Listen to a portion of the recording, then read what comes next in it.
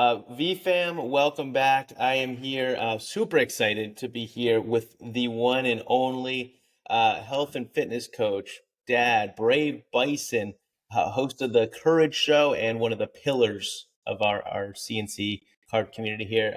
Mr. Josh Courage, welcome to the VeeFam sessions. How are you, brother? I'm doing great. Happy to be here, Rob. Like it's just you guys have established yourself as pillars as well. It's kind of neat how this community has evolved and keeps sort of like shifting and growing. And I feel like just in the past, I mean, you guys have been doing this and spaces for a while, but I feel like just in the past, like I don't know, month or 6 weeks, the Messer family seems to be kind of blossoming a little bit within the VeeFriends community. It's pretty cool. I appreciate that. Yeah, it's ebbs and flows, seasons. Like, I don't have to tell you if you have a full-time job, family, like there's Yeah. just seasons. But you and Tom, and we'll get into all this, but all the excitement around the cards has really just kind of given another push of momentum for everything that I'm doing. So, thank you for all the positive energy and momentum you're injecting. So much to talk about, but before we do that, let's head back to the beginning. Can you give us just a 55-second overview background of who Josh is pre NFTs, before he even knew what VeeFriends was? 55 seconds. My goodness. Um, strength, Tall and task, I know. strength and conditioning coach. That was it. Health and fitness has been my passion for a very long time and continues to be my main passion. Um, so that's what I was doing. I was doing that. I was being a dad.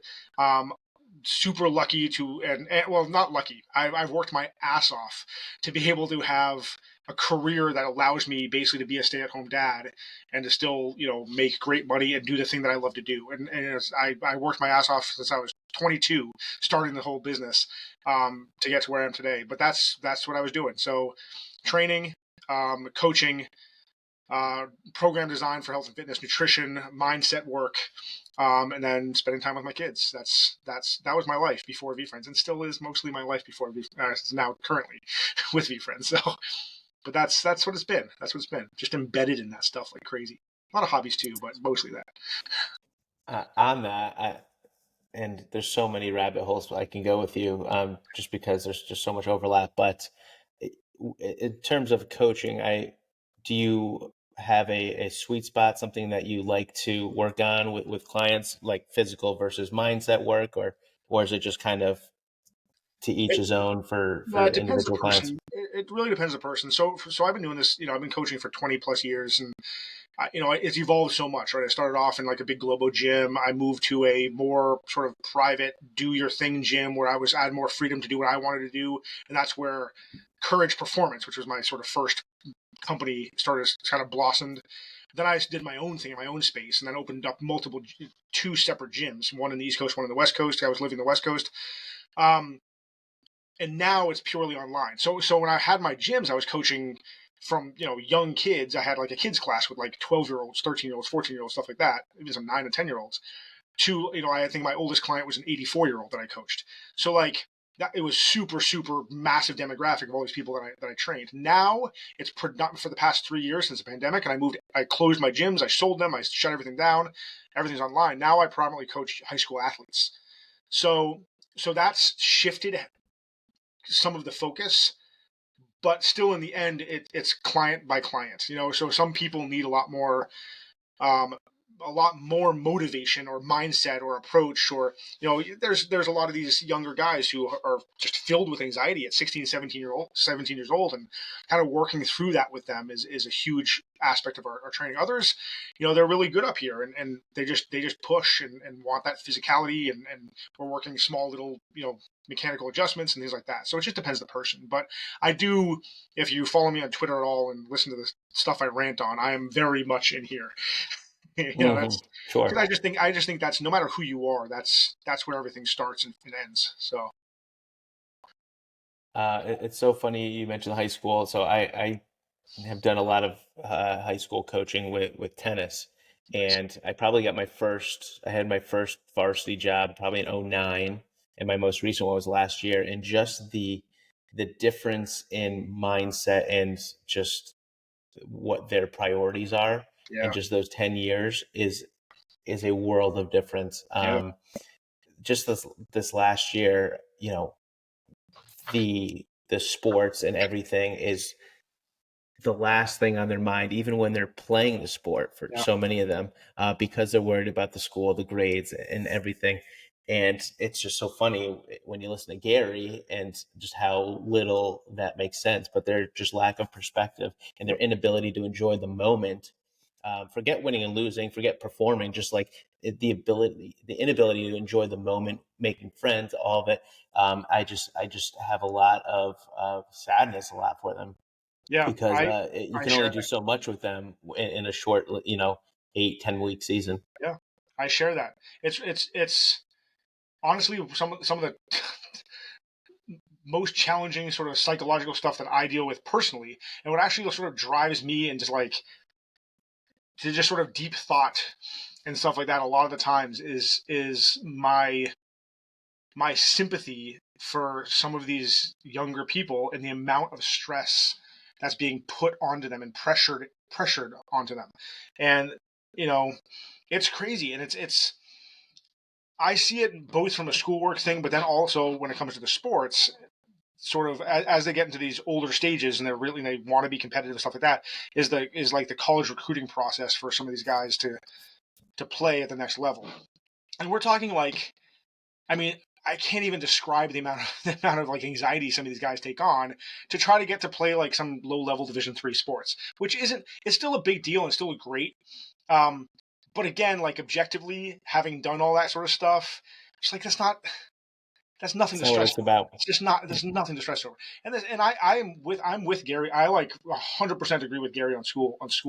It was actually I have a 5-year-old and a 3-year-old, and my 5-year-old just joined a new school this year, and we're going through that whole process of like picking out the school and thinking about all this different stuff. And you know my wife was a very like you know she's thrived in the classroom, and I despise the classroom. I'm a doer. I'm a physical person. I like sitting at a desk and being lectured to. I'd rather shoot myself in the foot. You know what I mean? And I'm not going to learn anything that way. So like we had those two mindsets sort of coming into like what's going to be best for our kids, and is number one just paying attention to them, which also I think a lot of parents don't do with their kids. They don't pay attention to their freaking kids. They just do what they're supposed to do or do what they did, and they're not actually watching their kid develop and evolve, and how that separate person is like taking in information and what makes most sense for them, and then two, what we think is actually necessary to grow and thrive in the world. And being stuck into a set track that works for a small percentage of people doesn't make sense to me, right? So like Mhm. if everybody's following the exact same regimen, it's yes, some people are going to thrive, and then that school or that wherever is going to market those few people that thrive. But then there's hordes and hordes and hordes of other people where it miserably fails because that doesn't work for them, and it's tough because there's options for those people, but there's a lot of peer pressure and parental pressure and leadership pressure to push them down that track. And it sucks, man. It Mm. sucks. It's incredibly nuanced, incredibly complex, and I feel incredibly grateful and privileged that we can actually pick and choose for our children, because I know most people can't. They're kind Hmm. of, if you want an education, you're just forced down this track, and it sucks, man. It's a broken system, and there's when I think of VeeFriends, which I'm going to ask you about in a minute here. I there's two huge pillars of how I see myself attaching to it. One is this project that I'm working on now, where I'm talking to people and helping tell the story of how this has come about and the origin stories and behind the scenes and just the people that make it the amazing place that it is to hang out and spend your time.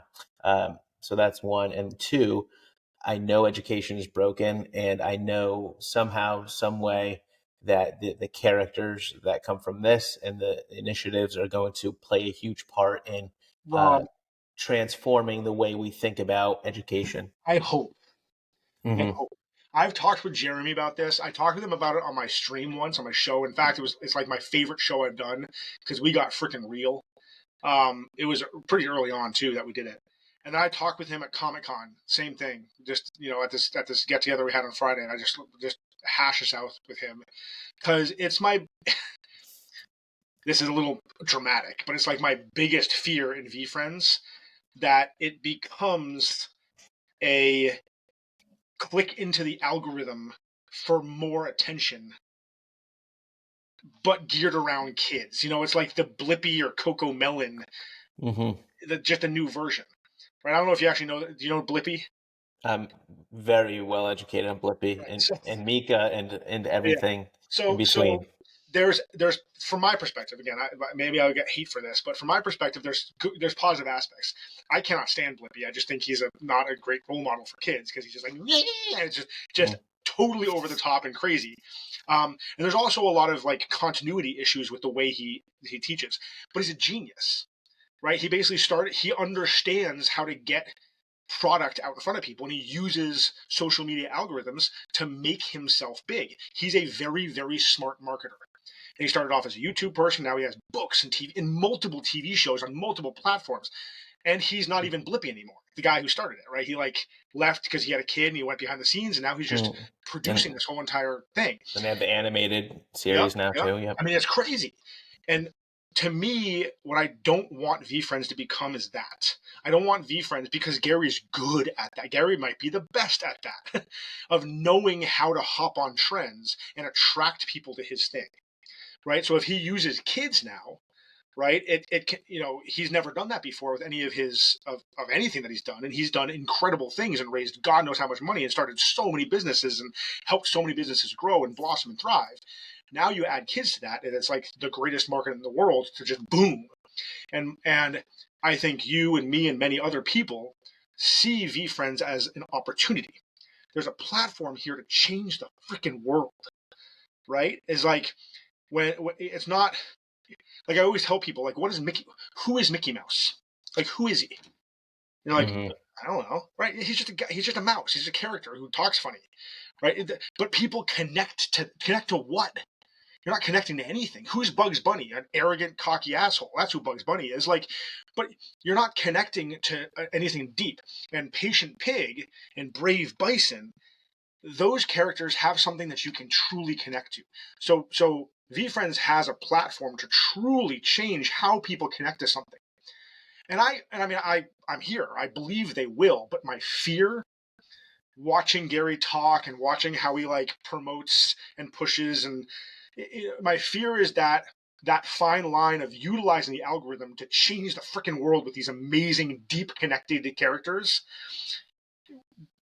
You know, I'm hoping it moves in that direction and it doesn't just move into more eyes, more eyes, more eyes, more eyes, more eyes. Loud noises, bright colors, fast paced, all that kind of stuff. Um, and a lot of the times when something gets dropped, like a little short gets dropped, and I watch, I'm like, what was that? Like that didn't make any sense. That's not productive. And those things hit me, and I'm like, oh, like that's. I hope that's not what's Mm. happening. You know what I mean? So because I'm so embedded in this, I think about this crap all the time because I'm starting this movement, VeeFit. It's connected to VeeFriends, and there's a plan behind it, and it all started because of some stuff that Gary's told me.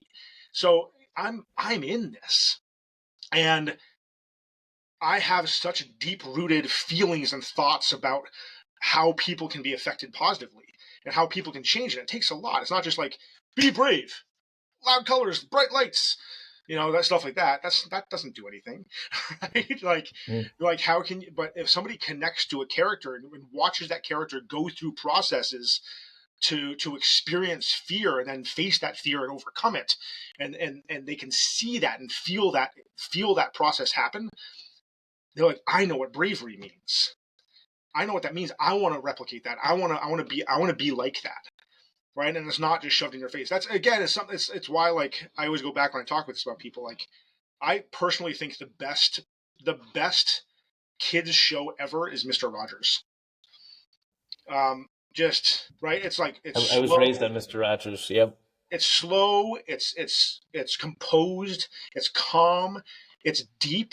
It's heavy, and it's simple and just carries you through things very methodically and comfortably. And it's not loud, it's not fast paced. There's always depth to it, and it's it stood the test of time as something that it truly affects young people and helps them understand things like feelings and anger and frustration and sharing and happiness and pain, and it helps you understand those things. And Gary has a platform to do something similar. I I agree with a lot of what you said. I think because we're so close, we to your point, we kind of overthink it, and we want to see it in this way. Yeah. But I think what and the last 6 to 12 months have, if nothing else, have proved this, that VeeFriends, we are VeeFriends. Yeah. The communities that now have been proved, the sub communities that now have been proved to not only exist but to thrive and to make movements and waves of their own. That's VeeFriends. So even in the worst case scenario where we see a video that's maybe off putting or not aligned with the way we think about something, you know, you on the Courage Show, you could clear that up. Yeah. Um, and put your own twist on it. And I think that's the beautiful thing about everything that's happened.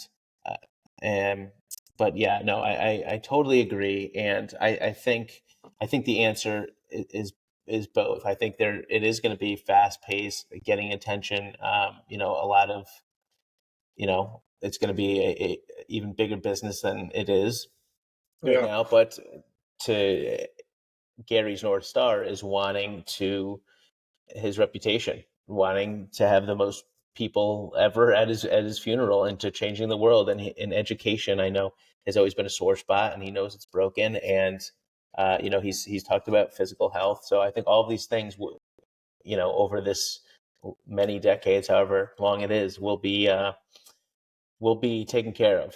So Yeah. I just need to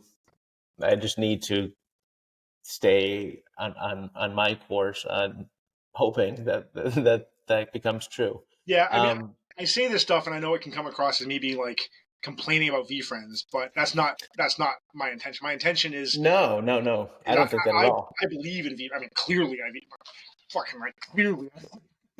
You know what I mean? Like, but that's just something that I think about, and like, what can I, like you said, like I have a platform, and I can, and that's also where the push for the VeeFit thing came from too. Mm, Is how can I, even in the slightest way, sort of nudge it in a direction that really feels right to me. So mm. yeah. So let's take a step back here. I love jamming, but let's jump on the timeline. When was the first time you heard the name Gary V? First time I heard the name Gary Vee was probably in 2017. I had my gym in California, just outside of San Francisco, and I had a lot of like young entrepreneurs and tech people and Silicon Valley types in my gym, and I think Gary came and talked in the city somewhere in San Francisco. So a group of people, I think that worked in one company went there and saw him speak, and one of them came back. She's awesome. She's Holly. Her name is Holly. She probably eventually will watch this too because she's into this and all this stuff now too. And she came back and was like, "Hey Josh, you got to check out this Gary Vee guy. He reminds me of you because he's aggressively positive." And I was like, Mm, "I'm aggressively positive, yeah." I'm like, "Fucking be positive," like. So I was like, "All right, I'll check him out." So I checked him out on social media. I was like, "Yeah, this little weaselly guy who just curses. I don't. Yeah, he's not for me." And interestingly enough, I actually think around 2017, 2018, he shifted his focus. He would talk about he was all about like social media and entrepreneurship and algorithms and all that kind of stuff and content. And then he shifted slightly into positivity and these saw, and maybe it was he was in the process of writing the 12 and a half or whatever it might, or whatever the book was before that. But he clearly, like right as I got into him, he started talking more and more about the positivity mm, thing and stuff like that. So I started, at first I was just like, yeah. I mean, I followed him, but I was like, whatever, you know what I mean? But then, I started liking more and more of the stuff he was saying because I resonated with it a lot in terms of how to run a business. Like I had a lot of other gym owners around the area who were like, led by an iron fist and were very aggressive to their employees and to their clientele. I wasn't like that. I didn't believe in that. It didn't sit right with me. Um, so I just did my thing, and then I just did my thing, and I was true to what I believed in. And Gary kind of confirmed that there are people way more successful than me financially, whatever it might be, that believe in the same thing that I believe. So I kind of connected with him there. And then obviously, and then I think my next step in connection with him was the pandemic hit, and I refound my sports card because he started talking about sports cards, like or trading cards. And I was like, I used to be crazy into trading cards. So I went back to my dad's house and I collected those like 5,000 count boxes. I had like 8 of them. Mm. I mean, I had insane amounts of baseball cards, mostly baseball cards, some basketball, some football. I got all of them. I loaded my car up. I brought them back, started storing them, started looking into what the world was like now, started selling a few on Facebook Marketplace and eBay. And that's when I got way more into Gary. So, Got yeah, it. like pandemic time. So I followed him from like 2016, 2017, but then kind of got into him more like 2020. And then he was like, buy some ETH and NFTs. And I was like, meh, okay.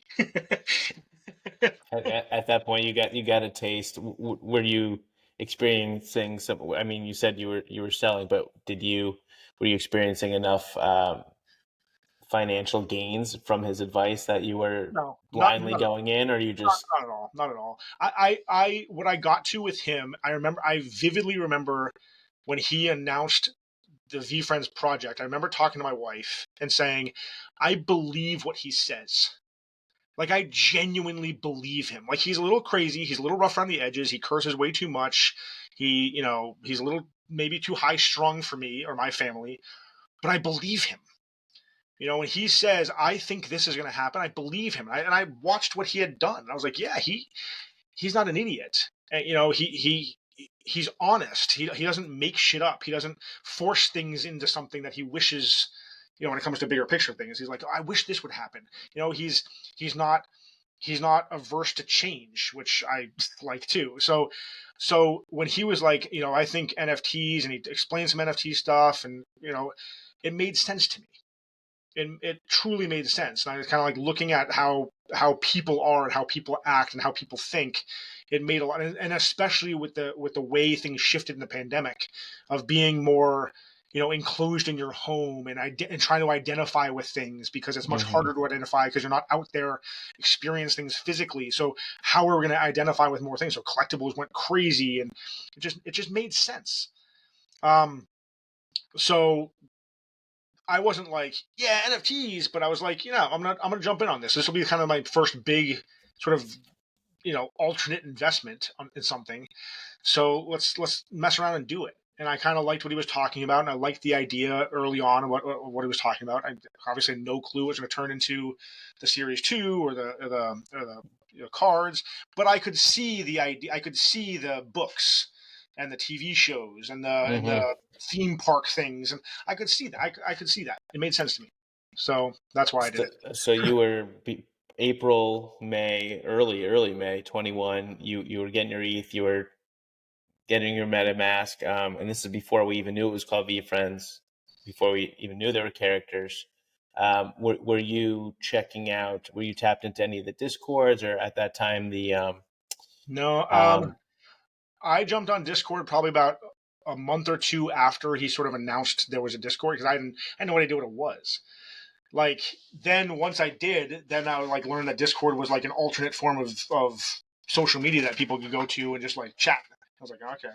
So that was like my first. I mean, I had no clue. So yeah, when he was like, join the VeeFriends or whatever Discord, I was like, nah, I don't yeah. know what it is. And then like a couple weeks later, I was like, or whatever, months later, I was like, okay, or I don't know the timeline, but a little bit after that, I jumped on with it.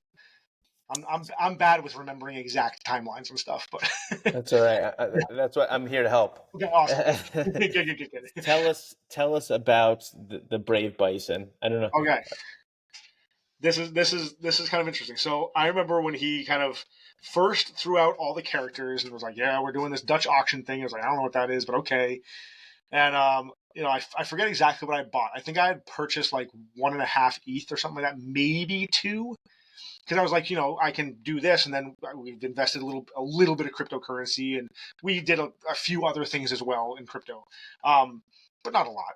And I was like, okay, I was looking through all the characters, and I was like, Gratitude Gorilla. Like Gratitude Gorilla, I love it. Like I'm all about gratitude. I always have been.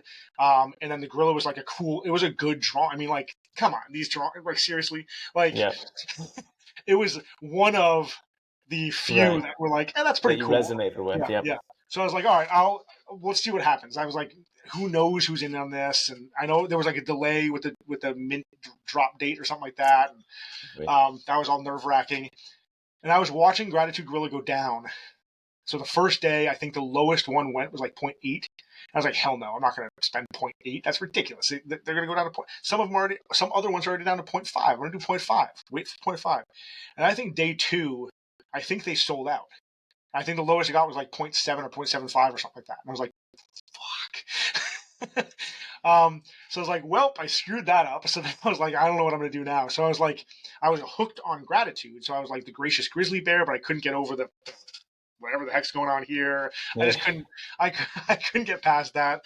I was looking at some other ones. And I was just basing it off trait. I wasn't at the time thinking at all about like how they might develop.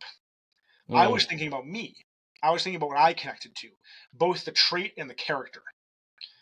Um, I ended up stopping on Brave Bison and Focused Falcon because I liked both of them. I liked the characters. I liked the traits a lot.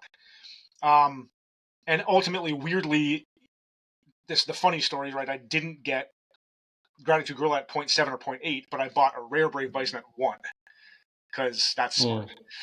Mm. um, and right, my That says a top, lot right there. You really did connect to it. yeah. Well, I mean, honestly, the conversation with my wife was, should I get two characters at 0.5, thinking maybe they'll go up and I'll sell one, or should I just get this? And I opted for this, which again, from a financial standpoint, was probably the wrong move because they skyrocketed. Well, yeah, But whatever, that is I mean, true. whatever. Um, but I was happy. I'm a huge Bison fan. I've always they've never really been my honestly favorite. My favorite animal has always been a wolf or an eagle, but I've always liked bison. I like these sort of like strong, you know, powerful, confident animals. And bison are definitely that. And then bravery. Bravery is huge. It connects to right. I couldn't get the courageous cockatoo. Just come on. And the Mm. series one drawing, just no chance. I couldn't. I was like, why would you do that, Gary? Come on, man. But That bravery and thinking about you as the courageous cockatoo spokesperson is amazing. The catfish versus the cockatoo.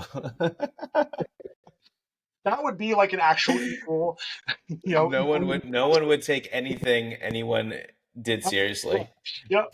So it just couldn't. I couldn't do it. But obviously, bravery made sense. So I picked that. And I didn't have the story with me and the Brave Bison goes like I would say. So I was 2021, right? So my daughter was like 3, right? Yeah, and she was just starting to experience fear. And I would sit next to her when she was going to bed, and she was like, "Daddy, I'm scared of this," or "Daddy, I'm scared of that." And I started this mantra with her. I said, "Whenever you're worried, I want you to say, I am brave and strong. I am brave and strong. I am brave and strong." And at any point throughout the day or anything like that, she's like, "Daddy, this," or like express some worry. I was like, "Adele, what are you?" She was like, "I'm brave and strong." And I was like, "Yeah," like, and that turned into at night when we'd like turn off the lights, and she'd be like, "Daddy, what should I do?" I was like, "Oops, you're brave and strong." I started telling her a story, and I started telling her a story about a bison who dealt with different situations and how that bison would become strong. And she named the bison her brother's name, which is Evan. So we had this little character named Evan the Brave Bison. I bought both of them little stuffed animals. Actually, I posted a picture of the stuffed animal on Twitter a long time ago, and VeeFriends retweeted it. That was like my first VeeFriends retweet, and that led because I was having fun with it, and my daughter just is crazy with books. I started writing a book because I was like, this will be fun.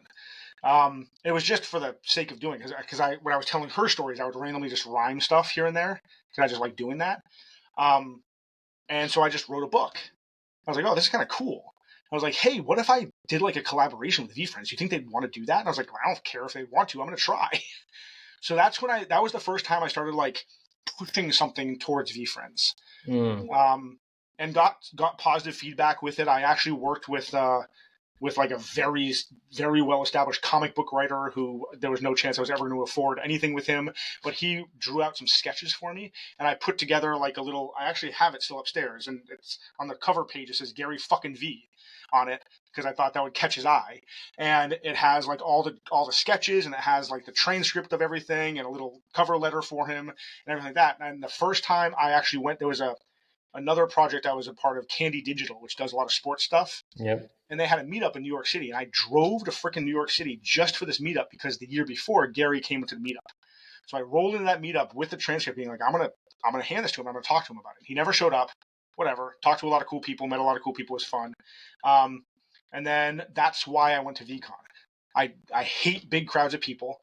I'm actually a massive crazy introvert. No matter how energetic I might be around people, it drains me, like completely and utterly drained me. You should have seen me after the national the live stream I did at the national where Gary was like sitting on my lap. Yeah. I was gone. I was just gone. Gary was like, I'm fired up now. And I'm like, I'm going to go to, and I like went right back to my hotel. And I just crashed for like 2 hours. I couldn't do it.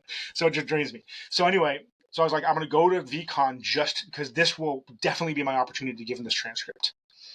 And I know Gotcha. I've told this story before, but this is like serendipity. Like you make your own luck.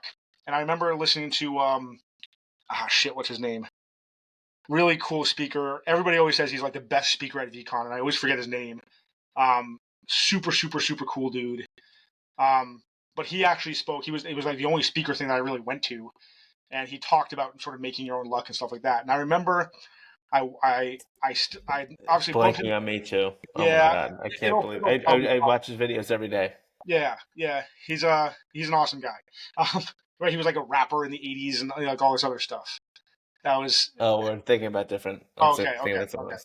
All Anyway, right, go on, go on. um, so I actually remember. So I was a couple people that I'd run into were like, "Hey, let's go up to the Ledger booth or something like that." So we walked up there. It was boiling hot. It was packed with people. I was like, "I can't. I'm out of here. I'm not going to do this. This is so stupid." And I heard like a commotion, and Gary and his like entourage was walking up to the Ledger thing. I was like, "Oh shit!" And I looked back, and it was like hordes of people. I was like, "God damn it! Like, there's no chance I'm getting back through that crowd." And it was like closed off. Like that was the only way to get out was through here. And I was like, you know what? Screw it. I'm gonna go this way. I'm gonna like hop the fence and just walk through like the back kitchens and the back hallways and just get to the other side of the stadium on like the third floor. So I did that. I just walked through everything, and people were like, ooh, and I was like, I don't care. I'm just gonna walk because I'm getting out of here. And I walked all the way through. And I also, there was in the back of my head, I was like, I feel like Gary wouldn't walk back through all that shit. If Mm. he's making his rounds, he'll probably do the same thing. So I pop out on the other side. They're like preparing for something that night. There's not a single person there. I'm charging my phone. Not a single person around. And 5 minutes later, freaking Gary walks out. I'm like, there you go. I knew it was going to happen. And I had 5 minutes with me, his team, and I was like, Gary, I wrote this book. I know I've like reached out to you. I know I've tweeted about it. I've emailed you. He's like, I know who you are. I've seen your messages. I get it. I was like, I just want to give this to you. And I have no idea what the plan is or anything like that, but I want you to consider it. I want you to read it. I want you to consider it. Like this is passion. This is here for me. And whether I do it with you or not, I'm gonna do it because it's for my kids. But if I can do it with you, I'm in. I'm in. I already have a plan for a series. I already started writing a second book. I have like 5 books planned for this. I can see how it all comes out. I see what you're doing. Like I want to do this. He was like, we'll talk. And that was it. A week later, I sent him an email. He responded. We had like 6 emails back and forth. He connected me to Manny Gallen, who is like their head of creative. Super, super Mm-hmm. cool dude. I had like 2 or 3 Zoom conversations with him. He was the one who was like, hey, man, do you write songs? And I was like, I mean, I used to be in a band. And like that day, I hung up with him and I wrote that Brave Bison song. Who's that walking tall and proud? It's Brave Bison. I wrote that song. I was like, shit, I haven't done that in like 15 years. And I sent it to him. He was like, dude, this is great. He was like, can you like make a video? So I made a video with my kids, and that got retweeted by them. And that's where the Humble Hummingbird song came from as well. So My like, favorite. I'm working on another one now, and that's always been like my drive to connect to VeeFriends is more on the creative side of things. And then they dropped the cards, and I was like, oh shit, I know cards, Let, right? let's So let's let's get to that. So Series Two, they dropped the cards among a plethora of amazing announcements. But the CNC box drops right to your door with your Series Two. I don't know if you got friend list spots or any. How many boxes do you ultimately get in your first I got taste of it? 6. You got 6. I actually What lucked out. I forget the exact way of the how you could get them and everything like that, but I ended up lucking out and getting like 6 Series 2s out of like with your eight. book games? Yeah, it was like 8 opportunities to get them, and I got 6. It was a crazy percentage. I That felt is that guilty. is really It was crazy because insane. I felt so guilty. I was like, oh my god, people went 0 for 10. yeah, I know. It was insanity. um, and then got 6. So I got 6 boxes of cards. Let's go. So was it, you mentioned that it was a childhood passion. You got back into it through Gary. Was it an immediate, like, I love these things, I'm going to dive in, or was it like most people, just kind of a slow burning, like, I'll open these, cool, I'll throw it on my shelf. It was relatively immediate. It wasn't like open the first box, fuck yeah. Like it wasn't that. It was like I'll open a couple. I open them with my daughter. Go figure. The first box I open, I get a one of one, and then 230 boxes later, I still not a single one of one. And I've hit more since, but still, that's just the Yeah, going you humor. fit like 9 cents.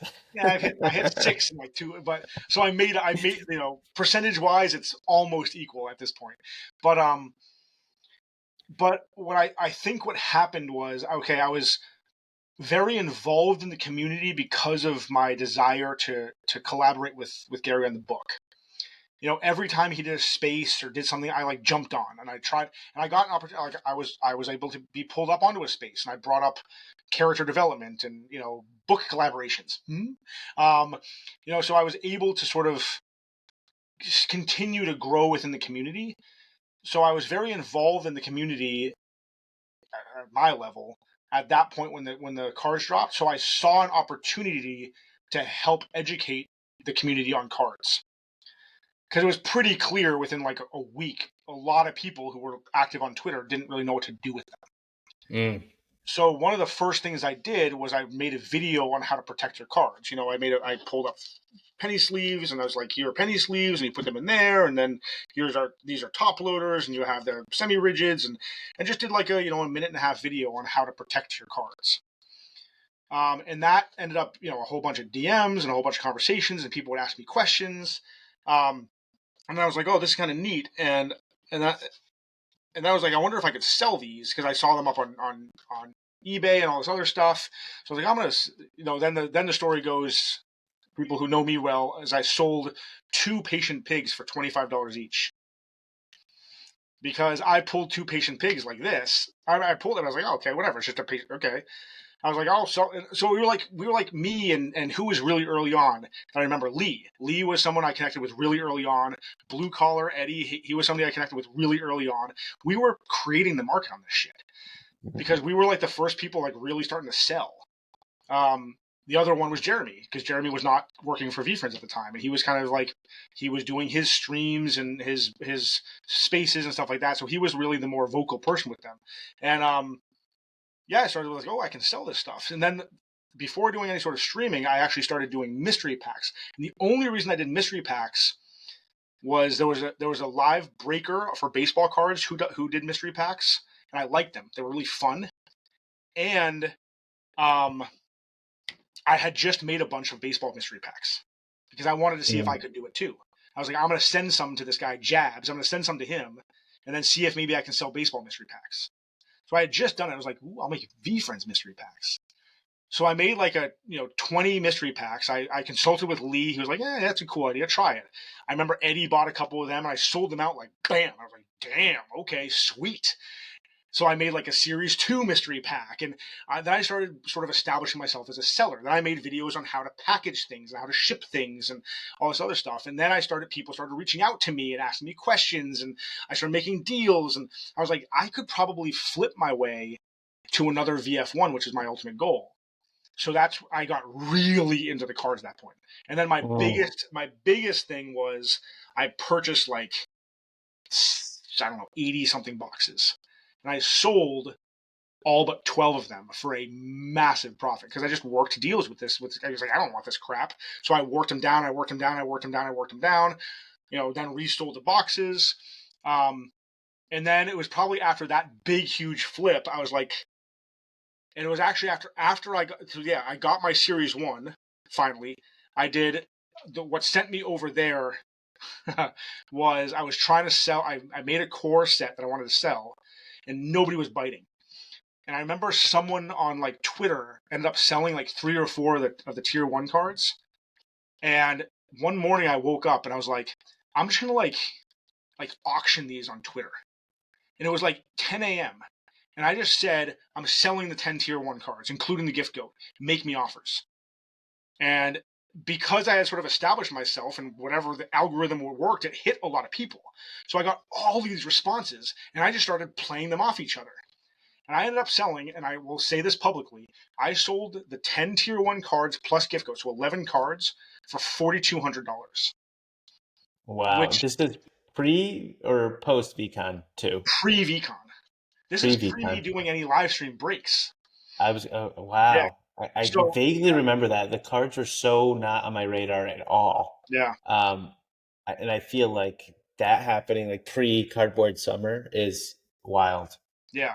That was like a peak of sales.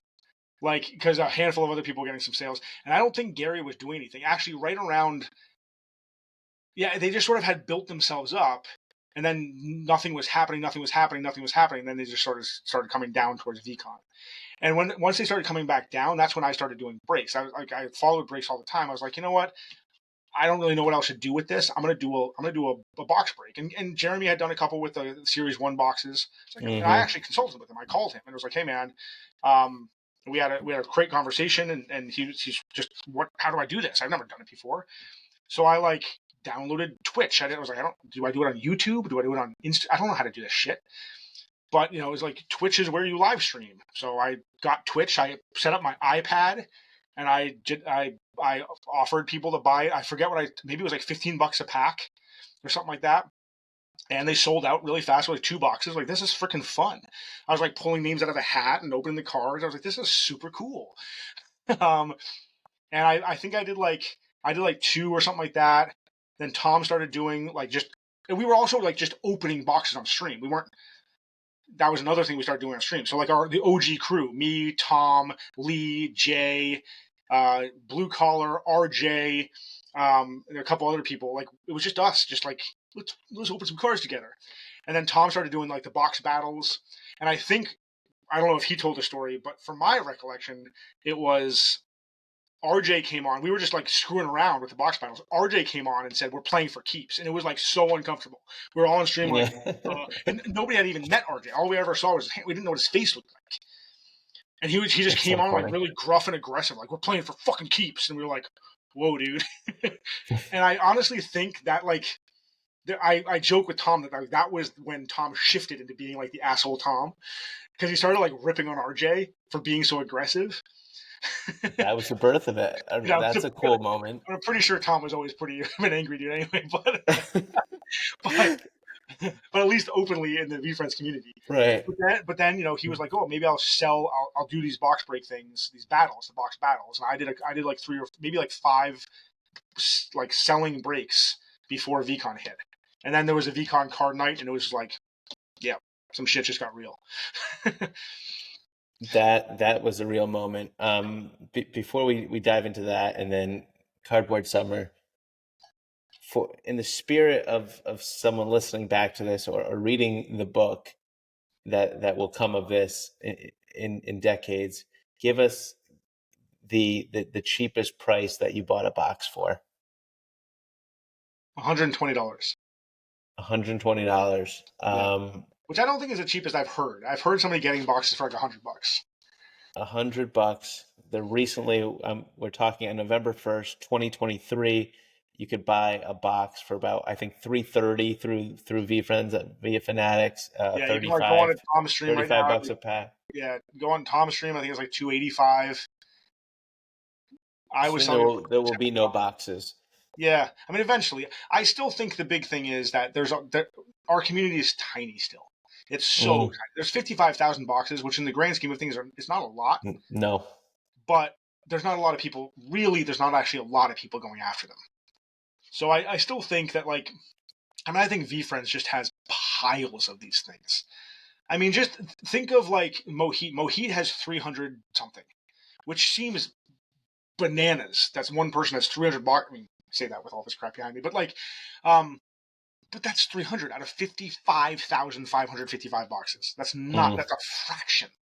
So I right. still think there's a crap load of boxes out there, and we haven't even begun to scrape the surface of VeeFriends growth. You know, we're in it, and it seems big and it's crazy, but like every day I walk outside, I'm like, not a single person knows anywhere except No. for the fact that Blaze lives right across the street from me and he's like super into VeeFriends. But like outside of that, nobody knows what this shit is. Like I walk around with a hat on and people are like, "What's that?" Is that, you know, like, or I wear the shirt with this on it and people think it's like my daughter's drawing of the Buffalo Bills because I'm out in Bills country. So like, you know what I mean? I mean, that's how I can insult Gary. That's amazing. Yeah. Um, So yeah. so yeah, no, you're absolutely right. So you guys, I both started to stream prior to VCon 2023. Uh, I like I said, cards weren't personally on my radar. I know a lot of people in my V friends circles same. Like it was just like a cool thing, a cool like added value with a minted V2. Um, but there was some activity at the booths. I know Gary stopping at with Lee and J Rob and scooping up some V1s, had people buzzing, and then Card Night was the Uno tournament filtered into Card Night was a real moment, and I think that was a lot of people's first experience seeing the packs opened. Opening themselves, seeing a box break. There's some people were ripping some series one, and it was just like so much energy, and you could just feel it. And the team was there, and Gary was there, and it was just like one of those special moments. Um, After that, the streams started to really heat up, and you develop this on screen, on social wavelengths rivalry with Tom. And for anyone that doesn't know, we have Josh and the Courage Show here on some nights, some streams, and we have Teachers Collectors Corner. So I would love to hear how that transpired, because it was, you guys stole Well, the first Twitter off, feed for a long time. yeah, first off, I think his show is called Teacher Collector Corner, which doesn't make any sense to me. Like, what is that? Teacher? There's missing S's. Wouldn't it be teacher? It would be Teachers Collector. It doesn't. Just, but go figure. Someone like Tom wouldn't be able to think that deeply into things. Of course, then he'll respond to this being like, "Well, I was the first one on their show, so fuck you, man." um, I, honest to God, man, I don't know where this came from. I think, I think that, I mean, it was inevitable because we're the only people doing it to start off, like really doing it, and we were doing it more and more. So we just kind of started shit talking each other about our streams. I mean, we became pretty good friends before VCon. We met at VCon, got really close, and then post VCon, like just, I mean, pretty much daily we communicated, just talking about all sorts of different stuff. I remember like one of me and him, he was like looking to buy his bowling boa thing, and we must have had like a 6 straight hour text chain going about like the pros and cons of different types of access tokens and NFT Mm. future and what it would look like once you've used up your, just so much communication between the two of us. I think just because we were out there and Tom just kind of is sarcastic and shit talks everybody. I'm not necessarily like that, but if somebody's like that with me, I'll be like that back to them. So, and it'll be fun. It'll be no problem. And it just sort of organically happened.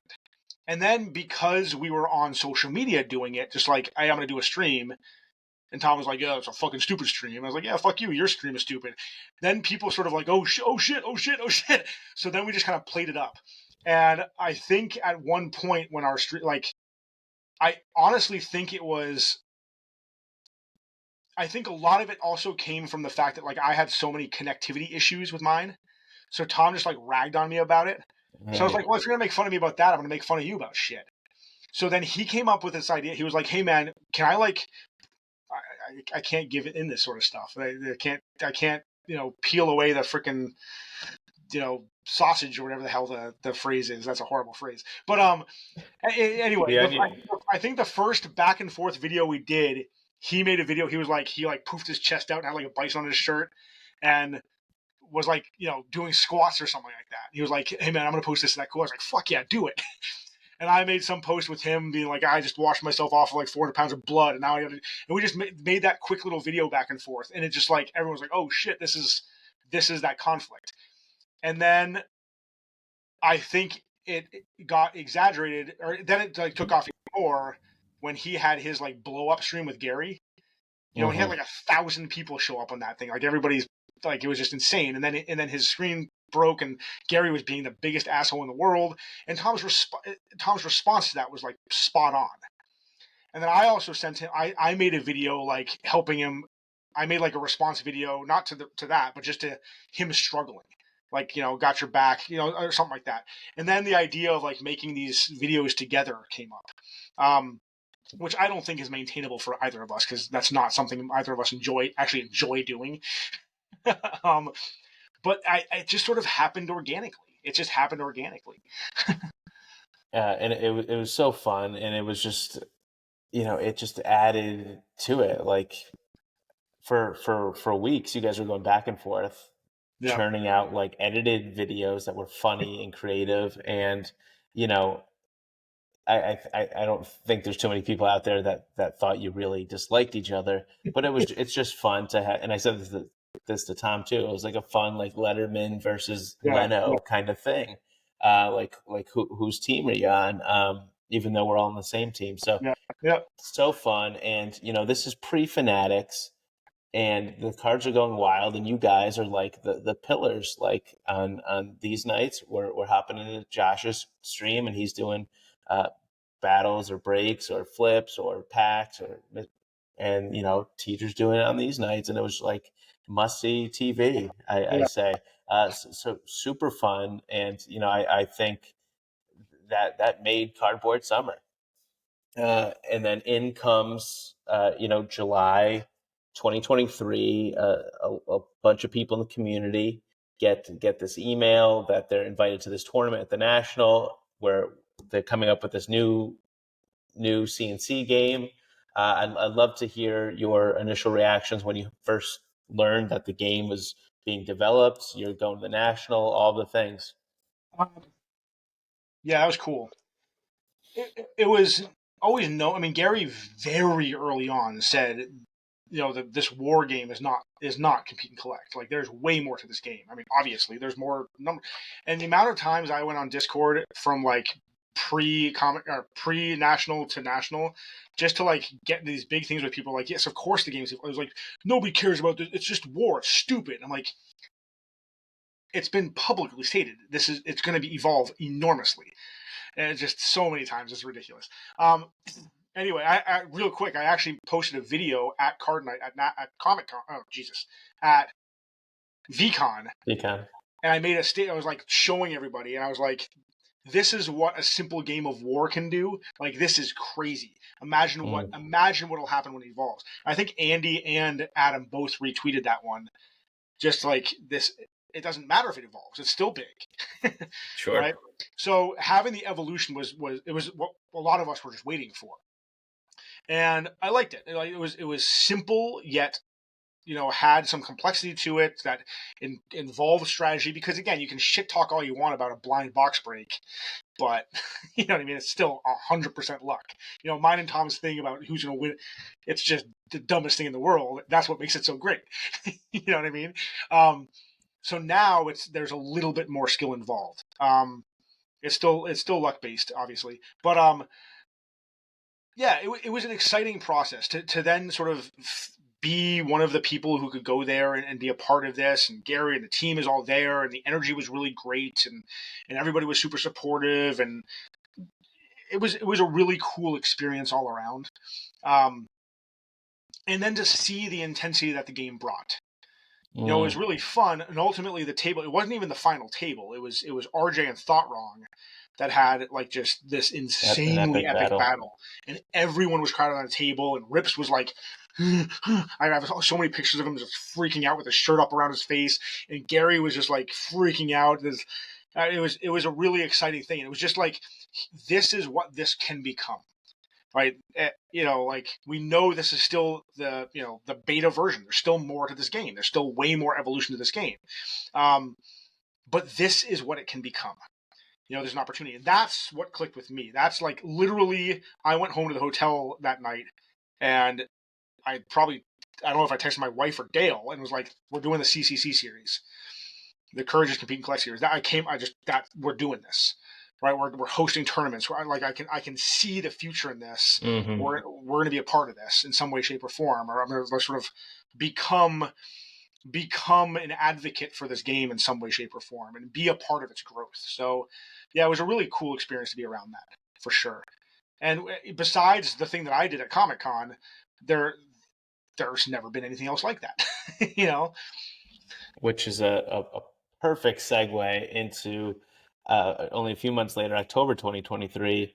You at the National, Gary dropped the alpha that there was going to be a presence at Comic-Con, so everyone booked their tickets and everything.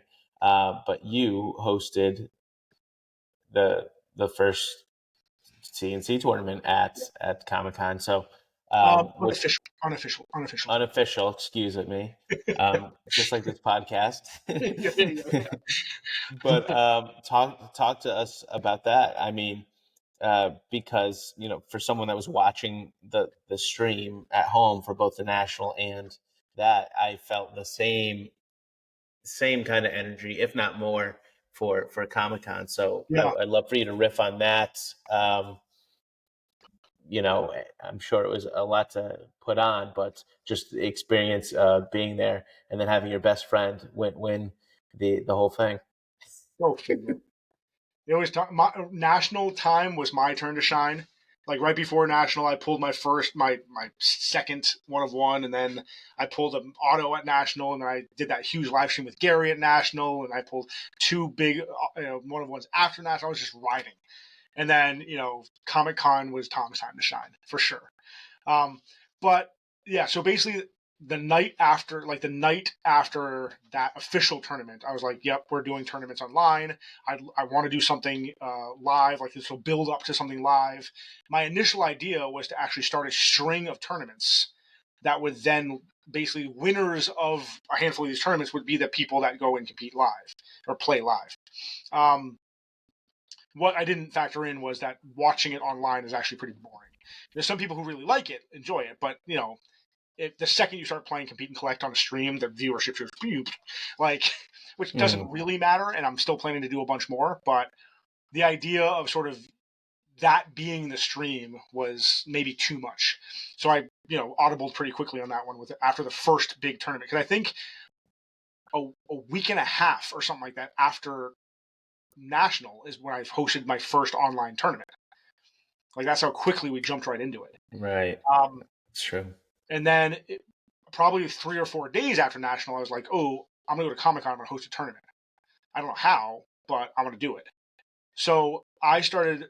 So what I initially actually did was me and Jay started talking because he had done like a little tournament thing on a kind of game that him and Lee came up with at VCon, and he was like, "Oh, Cass is trying to do this big party. I've been talking with her." And then ultimately he was like, "I don't want to do this at all. So me and Kat connected, and I was like, I'm going to do this. I want to do a CNC tournament, and just trying to think of the way to articulate this. My plan was to have exactly what happened Thursday. Throughout the process, it got blown up massively because Katz is a opportunist and someone who sees like the biggest possible event that can happen, and that's what she wanted. So it kind of shifted to that, and then that got almost too big, and I was like, I'm not going to let Thursday go away. Mm. And ultimately, what happened Thursday, and to Katz's credit, she she was like, dude, this is way too much. And I was like, I don't care. Like, I'm doing Thursday. I will support Friday. I will do whatever you want me to do for Friday, but I'm doing Thursday.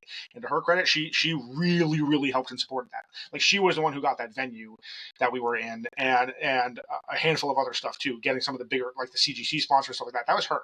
So massive credit to her for that. But I am so happy Thursday happened because feel wise and energy wise, it is exactly what I wanted. I just wanted VeeFam. I wanted the VeeFriends community there, playing this game, having fun, having a drink, eating some pizza, just chilling out, shooting the shit with each other, and it was exactly that. And to me, as unbiased as I can possibly be, I do think it was better than the official tournament because it was us. It was just Mm. us. And the official tournament was in a bowling alley. It was just loud and crazy, and Gary needed like a thing, and his voice was going away. It was there were a lot of distractions and a lot of stuff going on. This was in a freaking room, just us. And it was really cool. It was really cool. It flowed smoothly. We did this 4-way player play that I think was a lot more strategy based, and people really liked it. And a lot of people who didn't know the game were learning it and interacting. And as people started getting eliminated, other people started playing just for fun. It was what I ultimately wanted it to be. um, so yeah, that it was a really, really cool thing. And Tom winning was, I mean, like, that's awesome. He can go fuck himself, but it was awesome. And then the cherry on top, a three-way, the first ever, I think, three-way Series 1 box break, Yeah. which I think you pulled the monster, which is fire. Let's go. And Oh, what a jealous pull. Jealous pull. and Jealous pull, hands down the we best card. The hands we down the best pulled card. a rare gorilla. Yeah. That was One the of best card. Those were three kind of meh boxes. one of eight. But the card aside, it was super cool. I mean, you have just you talked about all of the OGs and pillars of the community, but Rips is there, Yeah. and you're there, and Who'd you Tom get is there, evil, and right? J Tom, Rob and me, Jay, freaking Rips, Jeremy. Jeremy's there. I Yeah. think Andy had left at that point. Corso, like, AT's right there. Like, it was just, yeah, it's freaking cool, man. So cool. Just some of those overhead pictures. Just one of those moments that you won't forget. Yeah, for sure. So before I go into kind of my usual questioning, we're in a moment now. Pins are crazy. Pins and stickers, Halloween. The shoes, the VCon, whatever. So much is popping. We also have this vending initiative with the minis that have come out recently. On a stream not too long ago in the last few weeks, Gary made a comment that people are sleeping on the minis, almost like to what we talked about earlier about Series 2. No one really jumped in to Series 2 and got the cards right away. Like it took a while for it to have its moment. It took a while for Cardboard Summer to come. So I'm curious, just someone sitting where you are, how do you feel about the minis, and what kinds of things do you, just pontificating here, what kinds of things do you think need to happen for minis to take the spotlight, if they can reach the moment that cards have? I don't. Whatever. I'll say. I'll eat my words if I'm wrong. That's totally fine. I'm okay with being wrong. I don't think they will reach the spotlight of the cards. I think that every time Gary goes on a rant about how amazing something is, I spend off and on a lot of time trying to break down what he's getting at. Gary feeds off of his own hype a lot. Like, he gets excited about something and he's like, "This is the shit. If you don't buy this, you suck at life." Like, he is about, and everyone's like, "Yeah," you know what I mean? And sometimes it's big, and other times it's like, what? Like, I remember when he did like the VCon 1 art reveal, he was like, "This is gonna blow your minds. It Mm. is the great," and he dropped, like, everyone's like, "What is this?" Like, nobody had a clue as to what it was. Nobody was connected to that artist. Nobody had a clue. It wasn't so, but he had hyped it to so big, and like the speculation in the Discord, and it was just crazy. But it was like, nah, whatever. So for me, when Gary hypes something, I take a deep breath, as he would say in his wonderful, beautiful, wonderful, amazing, awesome song. I took a step back and was like, all right, like, what is this all about? Like, is this the coolest thing in the world, or is this just like one thing that he's hyping like crazy so people go out and buy it, right? Um, my horribly negative side with the minis is maybe they're not selling like he thought it was. So if he says something like that, people are like, "Oh yeah, I'm gonna go buy. That's curious. I'm gonna go buy a shit ton of them." Right? Like, I think that's something that Gary does. He's a salesman, Hmm. right? The other thing is, maybe there's his honest opinion is that once VeeFriends truly hits the kid market, those will be some really fun things for kids to get into because the cards are too expensive. So they can get into those things and they can trade them and they can goof with them. Like, like my kids were out for Halloween last night and got a bunch of crappy little cheap Pokemon cards. And they were like a 3 and 5-year-old were upstairs trading Pokemon cards. They Mm. could do that with the minis. Like 6 and 7-year-olds can do that. Like, "Oh, I have this. I have the pig, you know, emerald. Will you trade it for this emerald?" Or, "I have these three. Will you trade it for that one?" People can do that. So, like, I could see that potentially happening, and maybe that's what he's referring to. But I don't, outside of just that sort of thing, I don't see them being popular like the cards. They're a lower buy-in. It's easier to get. Yeah, they're fun, sure. Um, but that's my view of it. That's my That, view of that that makes sense. That's a sensible take. it. Yeah. Um, we know your relationship with the Bison, but is there a V Friends character that you feel that you need to spend more time with? Um, I'm my sleeper character is self-aware hair. Um, I think that self-aware hair. I think self-awareness is the root of all other traits, right? You can't, if you lack self-awareness, it's going to be incredibly difficult to be genuinely optimistic or genuinely kind or genuinely empathetic, um, or genuinely positive. Um, it'll be cut down with whatever self awareness you might lack. That's my opinion on all this stuff. So, in terms of like a powerful character, I think self aware hair is a very powerful character. In terms of its trait. My other character, in terms of like what I think will be big in VeeFriends, like an investment character, is Gary B.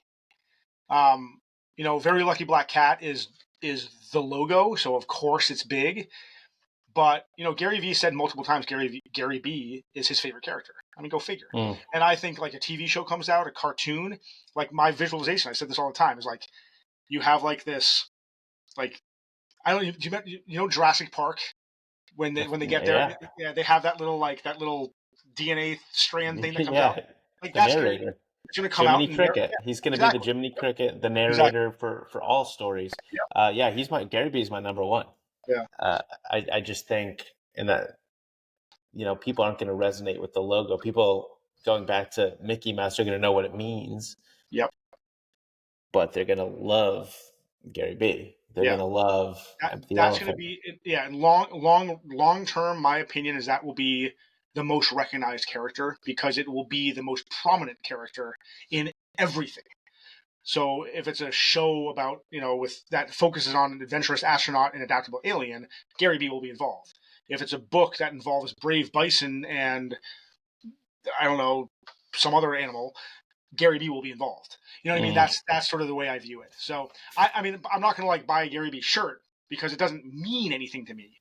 But that's why I say for me, I think it's like an investment character, right? Like, I mean, I'll hold on to that thing. I was just gonna say, I think that's the Grail card in that Yeah, color. Oh, yeah, holy I agree. shit! Like long term, this has been the question. If I had a 1 of 1 PSA 10 Black Cat, which card long term would be the better card? And I mean that's a tough. Right That now, Black Cat hands down. Right now, hands down Black Cat. But long term, I don't know, man. I don't know. I would choose, like, if you had both and you said, Rob, I'm gonna send you one, but you have to keep it forever and you can't sell it, you can't do anything. I would choose Gary B. I really I think would. I would too, Rob. I think I would too. I mean, I had that in a rare PSA 10 cat. I traded it. So like, but it wasn't a 1 of 1. But still, I think I agree with you. I think I agree with you on that one. Yeah. It is a great debate, though. And Yeah. to your point about the self-aware hair, I literally just the other day tweeted how it's the most underrated character because I was looking at this results from that tournament that Mike J put out, Yeah. and I was like, "Where's self-aware hair?" You know what? So this is my thing. I talk to people about this a lot. Um, People jump on what's popular now, and what was popular when VeeFriends started. Right? Empathy Elephant was big. Gratitude Gorilla was big. I mean, there are certain ones that are obvious. Empathy Elephant got big because Gary talked about it all the time, and it's the name of his wine company. And the first wine whatever collaboration was with Empathy Elephant. But like, and empathy is a great trait. But actually, since then, Empathy Elephant has gotten zero attention, zero.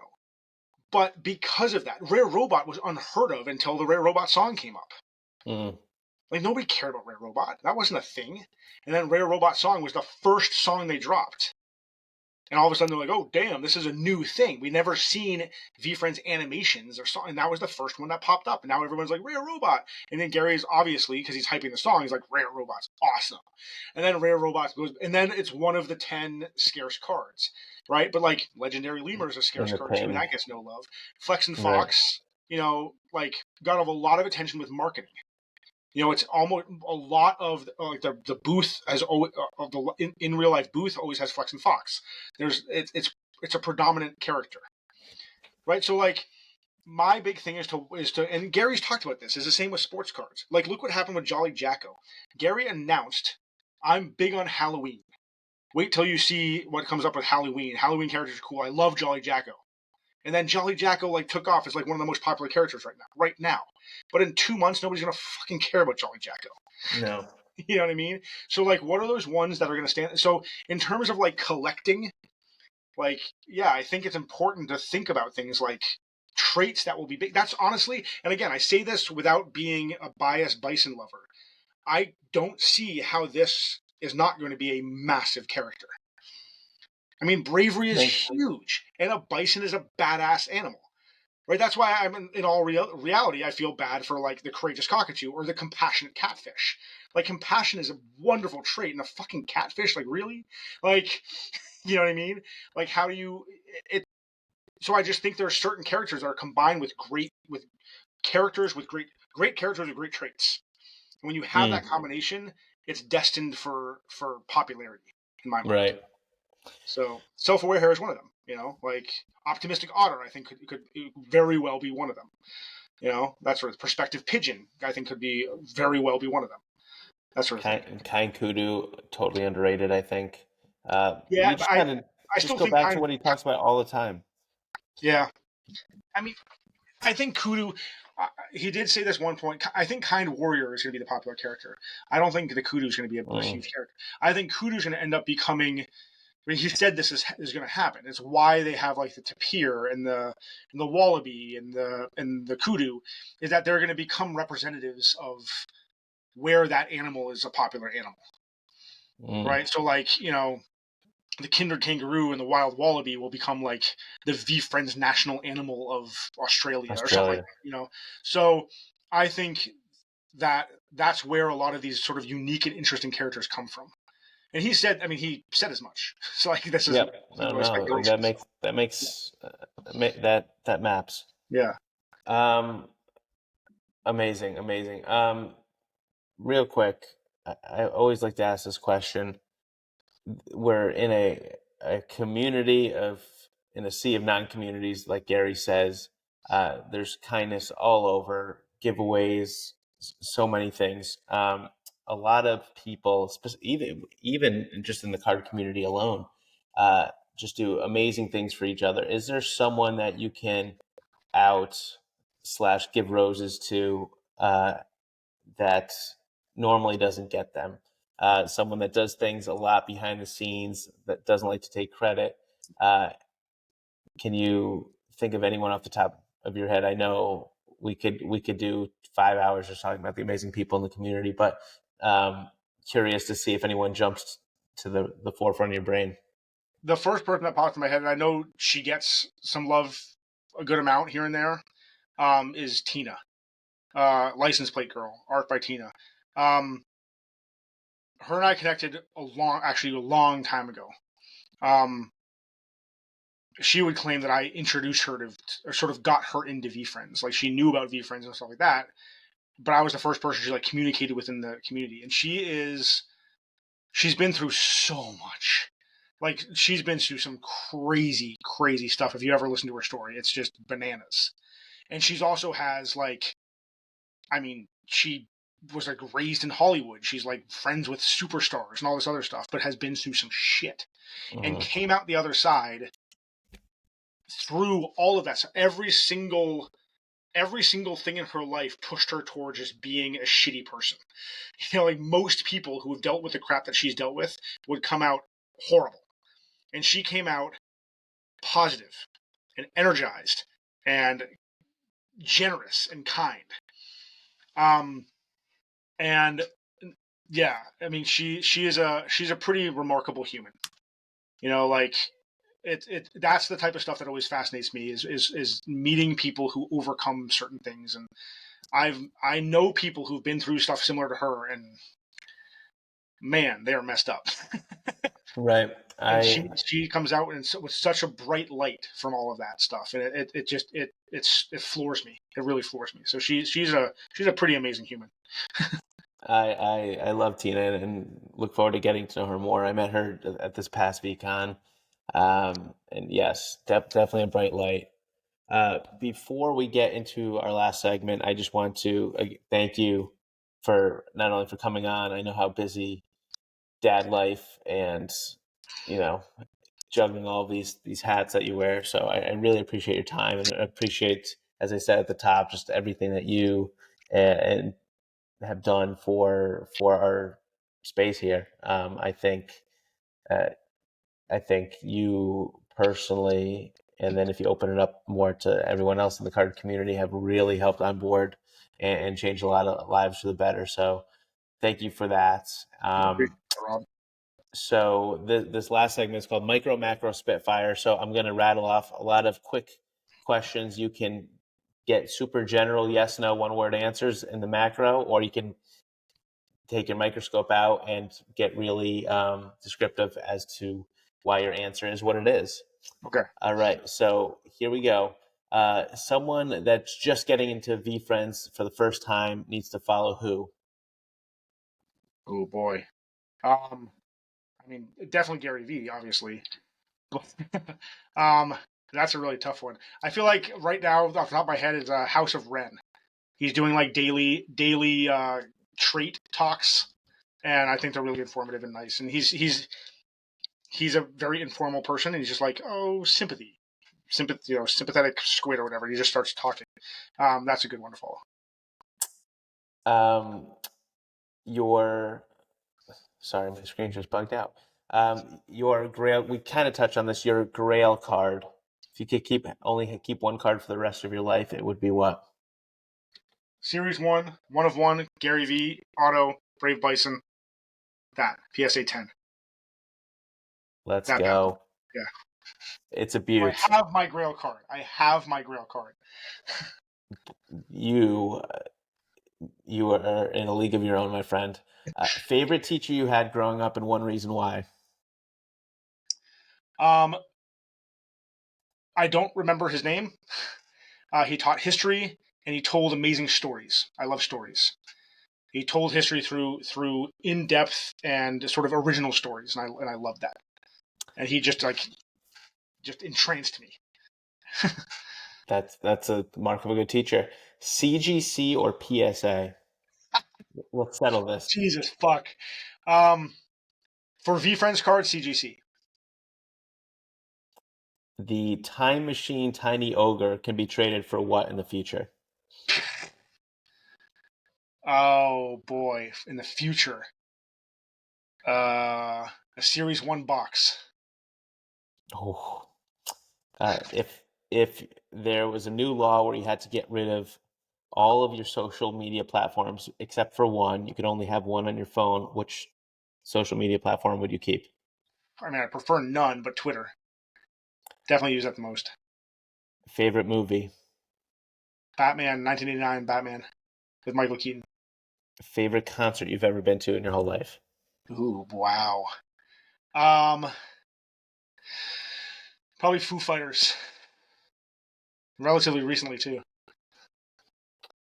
VeeFriends cards series 3 will be released when? Not for another couple years. Paper Hands Pony or the Koala of 2025? Koala. Gratitude Gorilla or Patient Panda? Ooh, Gorilla.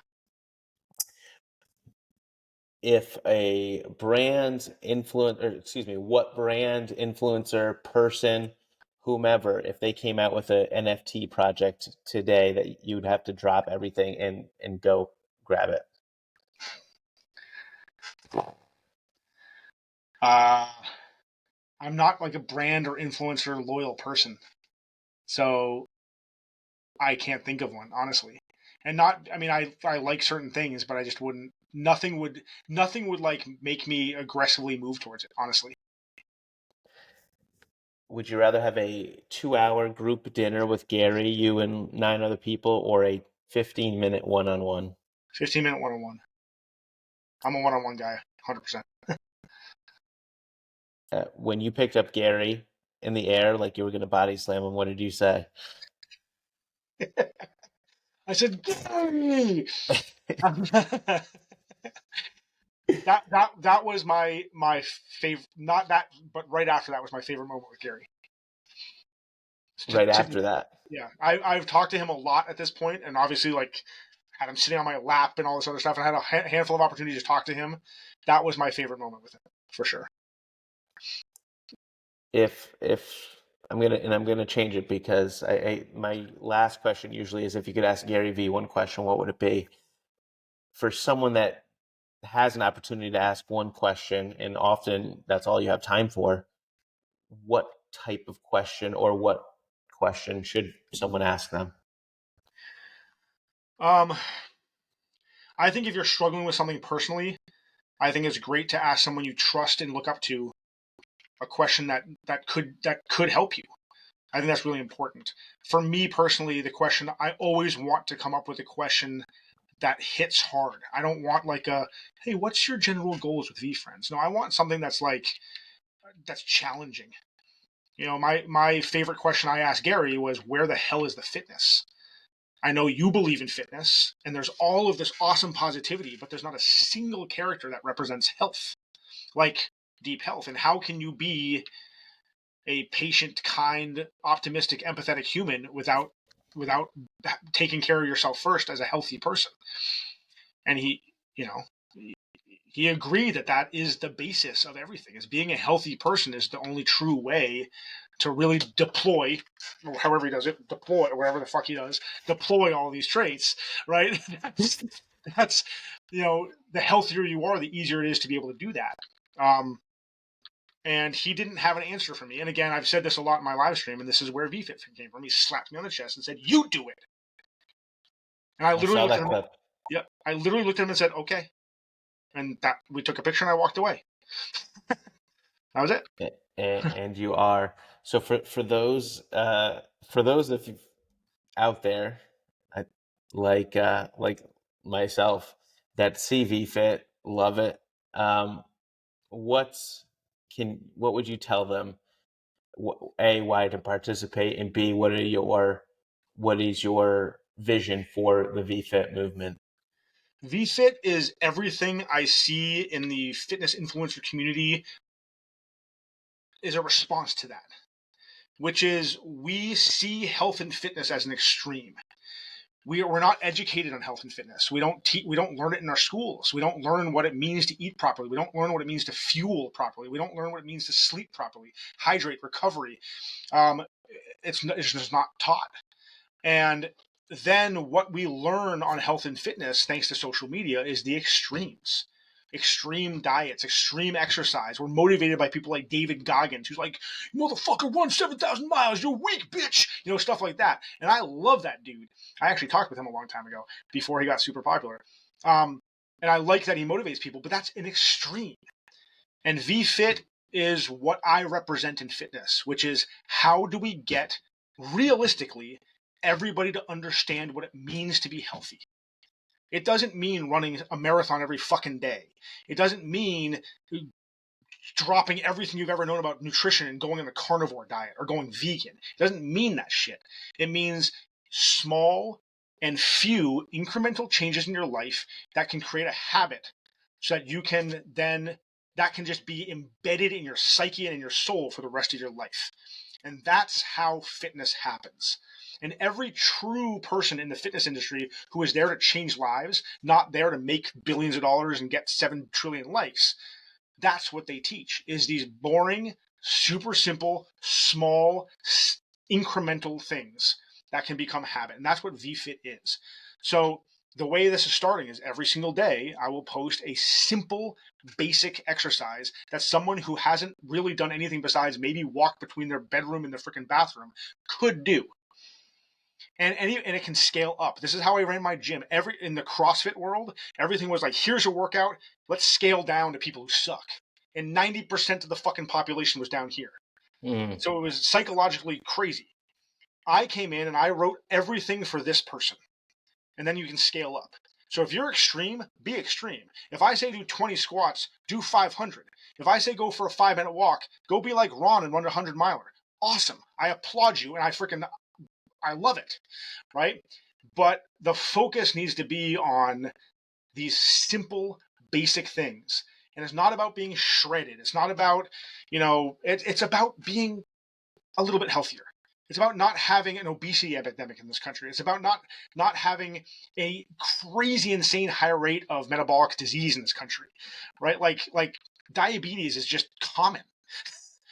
Kids with pre-diabetes is common. That is fucking crazy. So the best It's way to get people to change those things is by just having these small incremental things. So right now it's every single day, these really basic exercises and challenges you can do. Slowly starting more mindset things. I'm going to slowly start some nutrition stuff, and come the new year, we're going to be doing new year. I'm going to drop the alpha right here, Rob. This is going to be the first alpha on this. Here we go. January 1st is not it's not, a New Year's resolution. It is a program to incrementally change your habits towards health and fitness. It is a 60-day program. It's going to be introduced to VeeFriends.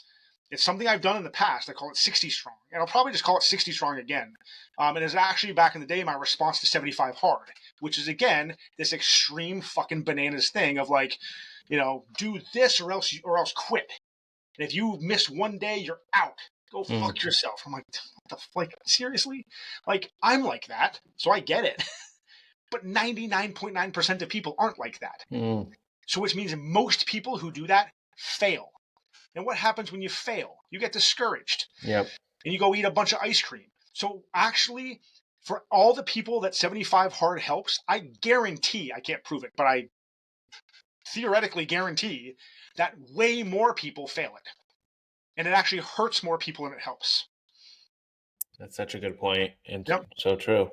Yep. And I see it all the time. I see it all the time as people go extreme because that's what they're promoted to do. I'm gonna go on this extreme diet. I'm gonna go crazy in the gym. And I haven't done anything in months and months and months. I need to go to the gym for 2 hours. Or people hold themselves back because that's what they think they're supposed to do. Right? Because that's what people do, that's what's popular. And my thing is, nope. You're gonna start by doing 4 things. and it's 30 minutes of some sort of activity a day. It's follow some form of nutrition plan. It's drink a certain amount of water, and it's give yourself a certain sleep window. It's not sleep for 8 hours. It's give yourself a sleep window, and that's it. What can I add? No, don't add more. Prove to yourself that you can do that for 60 days. That's 2 months. If you can prove you can do those 4 things for 2 months, then add something.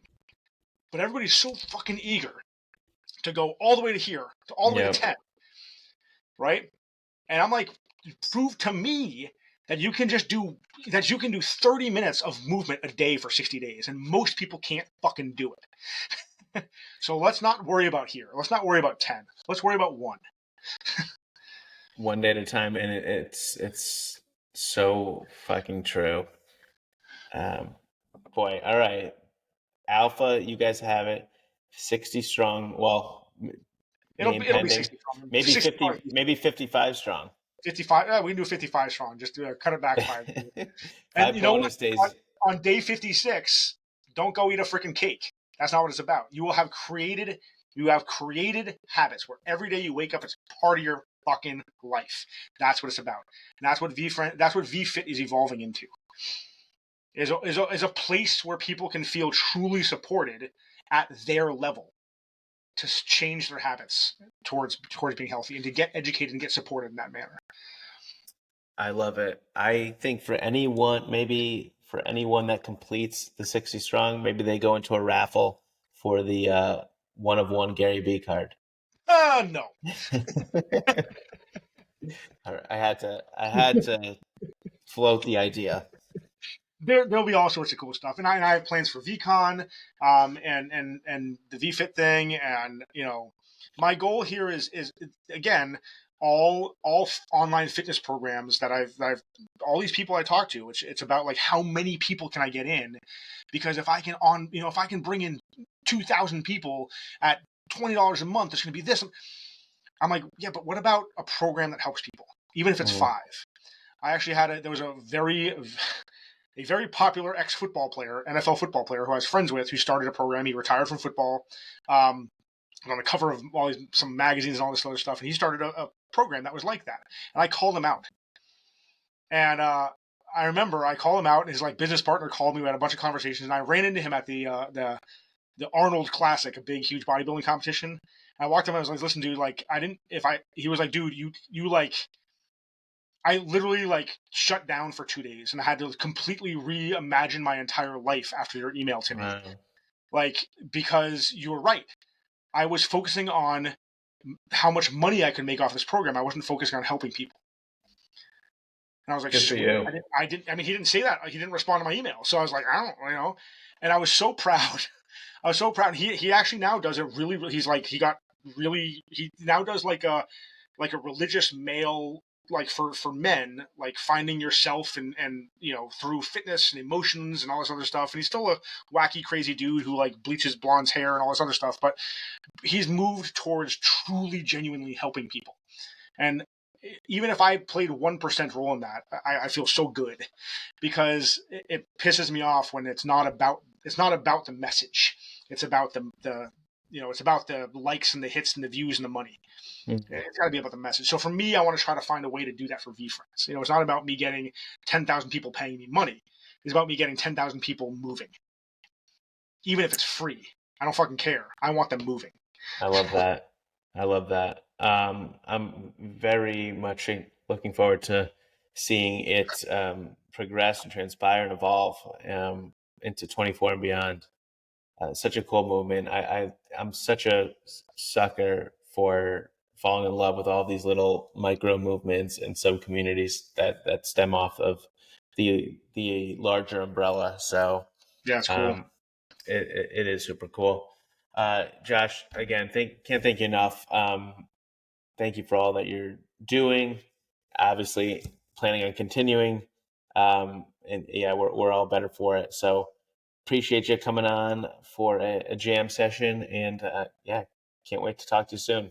Rob, I appreciate it so much, man. Thank you. You're by giving me and others a platform like this, and it's great. More people. You're a massive part of this. You and Chels are just a huge part of how this community grows, and you have your little plug-in, and it's freaking awesome, dude. And I'm honored to be a part of this. Like, seriously, I'm happy that I could be on here.